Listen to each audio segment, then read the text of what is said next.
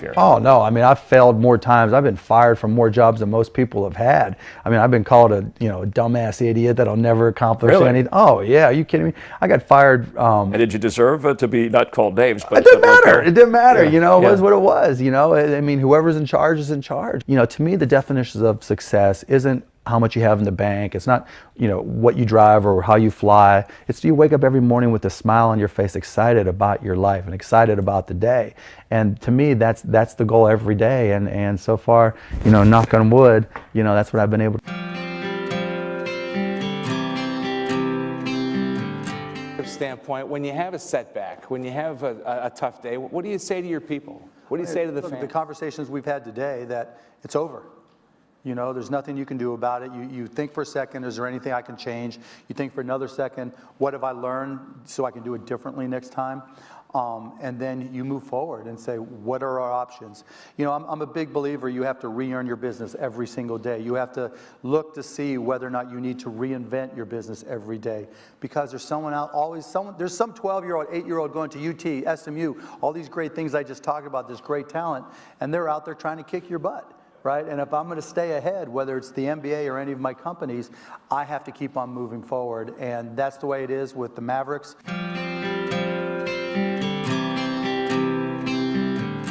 Passion I've always had for business and being an entrepreneur that transfers into the Mavs. I've always been passionate. Some people thought, it's more OCD than anything else, which I think is a great trait for an entrepreneur. When I mentioned the stamp business, I would stay up till 3, 4 in the morning, even though I had to get up and go to school, and read Lynn's Stamp News and Scott's Stamp Journals and have them all memorized and use that to give myself an edge. Even when I was in college, I'd be in the library reading business books and just looking for business biographies and just reading all I could about business. When I had Micro Solutions and I started with no money, I'd pull all-nighters in front of borrowed computers, teaching myself software and how to program.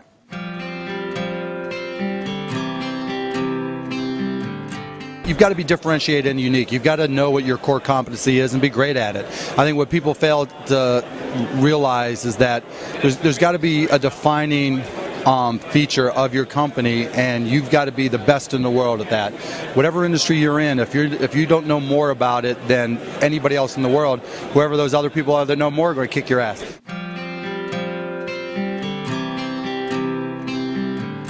I try to be very self-aware. I try to know what I'm good at and what I'm bad at. I try to have smart people around me all the time, and I cross my fingers. There's just some decisions that you just have to trust yourself. And let me also add, preparation is everything. People have always said, "Oh, you're such a huge risk taker." I never take risks. Any business I've ever started, I've always felt like I've done my homework, I've done the preparation. This isn't a risk, and so.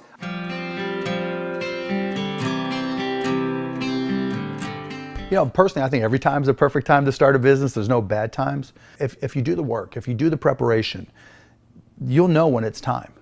And it doesn't mean that it won't be a little bit scary, but you'll know. And you don't have to quit the daytime job if you don't feel all that comfortable, and you can give it a run at night. But whatever works for you now with the internet, you've got all the choices in the world, and you can just go out there and do your own thing and set up a business part-time.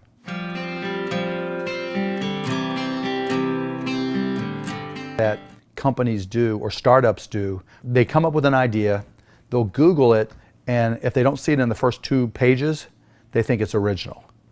You've got to go back, right? Because over the past 15 years, there's so many different businesses that have tried and failed. You have to go back and find those and learn from those. So you've got to understand all the implications, and you have to learn from history. And so the best advice I can give you on a video before talking to you or emailing with you is that you've got to find out the history of people who have tried your idea, because there's a 99.99999% chance that your idea has been tried before. That's not a good reason not to start it, because you might be able to outperform them, but you better learn from the history of your idea, because you know what they say about people who don't learn from history.